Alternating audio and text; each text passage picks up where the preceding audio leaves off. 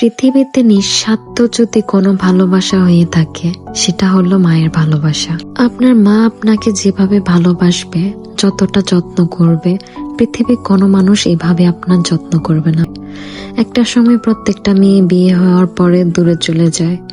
যখন অনেকদিন পরে বাসায় আসে, মা শখ করে তার মেয়ের জন্য প্রত্যেকটা জিনিস রেখে দেয়। এটা লেগ পিস হোক বা অন্য কোনো খাবার।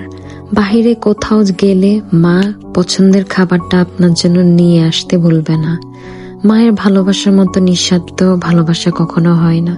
প্রত্যেকটা মেয়ে ওই ভালোবাসা উপলব্ধি করতে পারে যখন সে বিয়ের পরে অন্য কোথাও চলে যায়। যখন দেখে পৃথিবীর সব অবহেলা পাওয়ার পরও তার মা তাকে যত্ন করে ভালোবাসে, তার পছন্দের জিনিসটা এনে হাতের মধ্যে দেয়, তখন মনে হয় ভাগ্যিস মা ছিল, না হলে আমার কি হতো। মা এমন এক ব্যক্তি যে সন্তানের ইচ্ছে কল্যাণের জন্য নিজের শখ বিসর্জন দিতে পারে।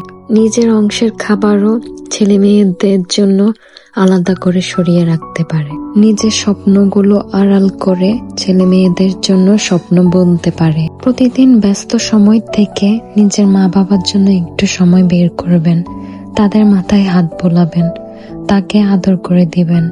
দিন শেষে প্রত্যেকটা মা বাবা চায় একটু ভালোবাসা। তাছাড়া আমরা আমাদের মা বাবাকে আর কিছু দেওয়ার নেই। তারা আমাদেরকে নিঃস্বার্থভাবে সবকিছু দিয়ে গেছেন। প্রত্যেকটা মা ভালো থাকুক।